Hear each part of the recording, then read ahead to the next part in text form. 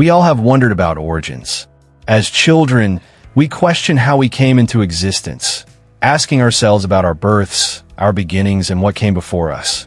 But as we grow older, our curiosity often expands to more profound questions, like the origins of the world, the universe, and even stranger musings. Who was the first person ever born? At CuriousMatrix.com, we've delved into similar questions before, exploring who was the first person on Earth and who was the first person on Earth to die. But birth is a whole different topic. It implies the existence of someone before.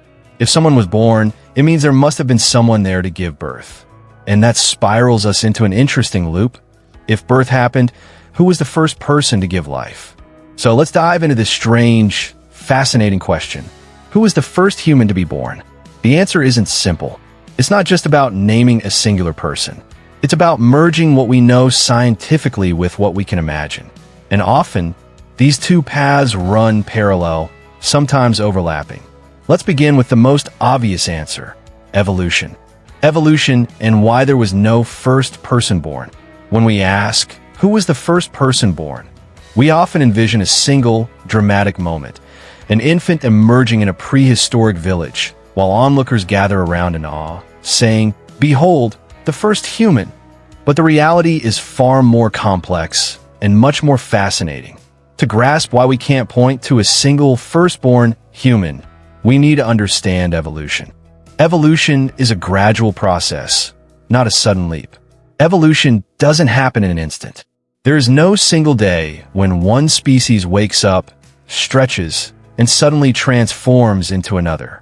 Evolution is a slow, ongoing process that occurs over thousands or even millions of years, marked by tiny genetic changes passed down with every birth. Each time a child is born, their DNA carries with it minute mutations. Most of these mutations don't have a noticeable impact. Some are harmful and lead to early death, but a few, just a few, are beneficial. These beneficial traits, over time, can spread throughout the population. This is natural selection at work. Now, let's imagine this journey, a very long journey. At one end, you have ancient ancestors, creatures that walked on four limbs, used basic tools, and lived in the trees. At the other end, you have us, Homo sapiens, walking upright, thinking critically, building cities, and, yes, asking questions like, who was the first person born? But here's the catch. There's no clear-cut divide. No dramatic cliff where not human suddenly becomes human. Instead, humanity emerged gradually, a series of small shifts accumulating over time. Every generation was just slightly different. Each generation of humans was only a little bit different from the one before. The child born was still born to parents almost identical to themselves. Sure, some children had slightly larger brains or a slightly shorter jaw, but these differences didn't mark some major leap. They were still part of the same species, the same family. This is why we can't pinpoint a first person to be born. There was no pivotal moment where a baby was suddenly human in the way we understand it today. Humanity didn't arrive in one grand event. Instead, it was a slow, steady march across generations, a gradual shift from ape-like ancestors to the fully modern humans we are now. The bottom line, humanity evolved, it didn't appear. So, when we ask, who was the first person to be born? The answer is a bit tricky. Evolution doesn't offer us a singular first moment. It's a continuous process. Each baby born in those early human generations was a bit more human than their predecessors, but none of them crossed an invisible line into full humanity in a single magical moment. Humanity didn't arrive in a flash. It crept in over time, slowly, piece by piece, one generation after another. This nuanced take offers us a humbling realization that our journey as a species wasn't a grand event, but rather a series of small, meaningful steps that led us from ancient ancestors to the complex beings we are today. So why can't we point to the first human baby? Let's set the stage with two individuals. Let's call them A and B, living roughly 300,000 years ago. They're part of a small group that's nearly human, but not quite. They have children, say, C, and D. Fast forward a few generations, and D has a child, E, whose skull shape is a little more modern. Over time, kids like E become more common, and that slight difference becomes even more pronounced. Now, imagine trying to pinpoint a moment where we could say, hey, look, this is the first modern human. The reality is that moment never comes. It's like watching a time lapse of a caterpillar turning into a butterfly. You can't find the exact frame where it happens. It's not just one frame. It's a gradual process unfolding over time. So, even if we could travel back in time and witness every birth, we wouldn't see a sharp divide between ape and human. We wouldn't find an exact moment when a baby popped out as human. Instead, we'd see babies born to parents who were almost exactly like them. Small, subtle changes across generations. Species don't begin with a birth certificate. We humans love clear beginnings, an exact starting point where things begin. But nature? It doesn't play by those rules. Species don't emerge from a single birth. They emerge from a population, a group of creatures sharing similar traits and genes. Over time, these traits shift, and that population begins to differ genetically from others. Eventually, those changes become significant enough for scientists to say, okay, this is now a new species. But here's the kicker. This designation is something we, as humans, do after the fact. It's based on patterns we recognize long after those changes have occurred.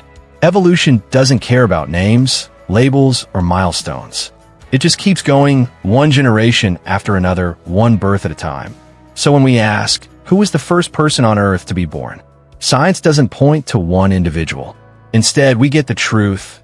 It was a gradual shift, a wave that unfolded slowly over thousands of generations. That's the real story. What about fossil findings? All right, let's dive into the cold, hard facts, bones. Science loves a good fossil. We can dig them up, study them, and try to piece together history. But when it comes to identifying the first birth, the trail isn't as clear. In fact, it doesn't exist in the way we'd expect. The challenge? Birth doesn't fossilize. We can find skeletons, but we can't trace the exact moment when someone was born. That moment is gone as soon as it happens. It leaves no mark, no trace behind. So instead, we focus on the remnants left behind. Tools, footprints, DNA, and we try to work backward from there. One fascinating breakthrough came from geneticists who traced parts of our DNA to a woman known as mitochondrial Eve, a woman who lived somewhere in Africa around 150,000 to 200,000 years ago. While she wasn't the only woman alive at the time, she's the one whose mitochondrial DNA has been passed down to every human alive today. That means she gave birth, her children gave birth, and so on, without interruption. But was she the first human to be born? No, she wasn't. She was just one woman in a long line of ancestors. Over time, that line narrowed, and her genetic material survived in the humans of today. Paleontology and the human lineage, a clear answer. From a paleontological standpoint, the answer is clear. There was no single defining moment when the first human was born. Instead, humanity unfolded in a continuous flow, one generation blending into the next with gradual, small changes that marked our evolutionary path. So, there we have it. Evolution doesn't give us a neat, defined moment when humanity begins. Instead, we get a slow, consistent change across generations. Whether we're looking at bones or DNA, or simply asking ourselves deep questions about our past, one thing is clear. There is no first person born. Instead, there's a long lineage of human ancestors, each one slightly different, but all part of a much bigger, ongoing story. Of course, the story doesn't end there. History books and religious texts offer their own take on humanity's origins, but when it comes to science, the answer is a gradual, never-ending journey. Could history books tell us? Throughout history, we've looked to written records for answers. But here's the catch. Written words are young, very young. The first true writing systems emerged around 5,000 years ago. Only 5,000 years ago. By then, humans had already been giving birth for hundreds of thousands of years. So, no written account, is close to providing us with the name of the first baby ever born. Yet there's something else: myths. In ancient texts like the Sumerian king list or the early chapters of Genesis, people are described as living for hundreds of years, but their births are rarely mentioned. What grabs attention instead is the creation of the first man and woman. Birth is often assumed, but not described. One name that does pop up is Cain, said to be the first child born of Adam and Eve. If we take that story to heart, Cain holds the strange honor of being the first human to ever arrive in the world through birth, a child born to humans, not made from dust or bone. But is it literal? Likely not. However, myths carry power. They encapsulate time, wonder, and the values of the people who told them. They aren't about precise historical facts. They're about what mattered to us then and now. Religious views, a different perspective. Religions, too, provide their own answers about where we came from. Many of these stories begin with two individuals. In Christianity, Judaism, and Islam, the story of human origins starts with Adam and Eve. But even within that story, the concept of birth enters quickly. Cain and Abel are introduced as their sons, which means that, according to this narrative, Cain is the first human to be born. But this still raises the same question. Was he the first human ever born? Well, that depends on your perspective. To followers of those faiths, Cain's birth holds special significance. But to science, it's one interpretation among many. In Hinduism, however, the stories differ. Humans often emerge from divine acts, cosmic sacrifices, dreams, or the will of gods. In some versions, the first humans don't even need to be born in the conventional sense. They simply are created by divine power or cosmic forces. Buddhism, on the other hand, steps aside from these origin stories. Its focus isn't on the start of life, but on the end of suffering and the escape from the endless cycle of rebirth. So, while religious stories offer a glimpse into how various cultures view our origins, they don't exactly tell us who the first human was. They are, in essence, works of imagination, rooted in myth, faith, and belief. Expanding our imagination, a thought experiment. Now let's take a step back. After exploring myths and religious texts, it's time to let our minds wander into the realm of imagination. Here at Curious Matrix, we enjoy diving in at thought experiments. And why not? We're talking about the origins of humanity. After all, let's get poetic for a moment. Imagine this, a thought experiment, the first true birth. Picture yourself rewinding time, slowly, year by year, generation by generation. The cities fade first.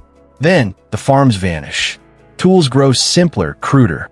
You pass through ages where language is just beginning, where fire is sacred, and survival is a daily prayer, uttered not in words, but in the breath of every living thing. Keep going, farther back.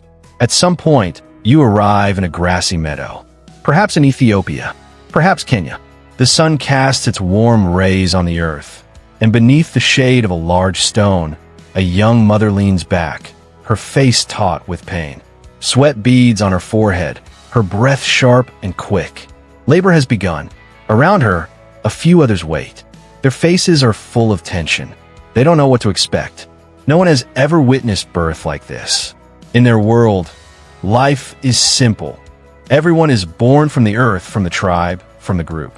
But never like this. Never this. No one is sure what is happening. They exchange strange, nervous glances. And then a cry. The first cry. The baby emerges. She looks different. Her skull is rounder. Her face is a little flatter. Her eyes blink, confused, overwhelmed by the newness of the world. Her small body twitches, fragile and unfamiliar. The others stare, frozen in place. No one moves. No one speaks. They don't know what to make of her. She's not quite like them, but she is. Her features are strange, unfamiliar. Some step back, others lean in. She's a mystery. They do what they know best. They wrap her in skin, offer warmth, and hold her close to her mother's chest. But the silence that follows is heavy with uncertainty. To them, this is something someone knew. But to us, standing here in time, we could say, she's the first Homo sapiens to be born. She won't be celebrated. She won't be named. She won't do anything monumental with her life.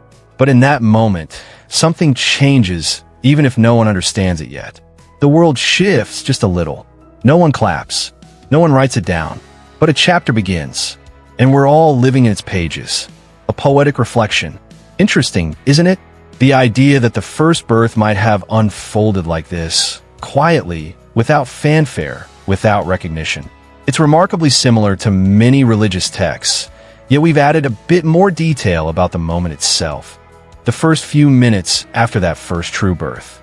Let's leave it there for now, and let the imagination of it all sink in.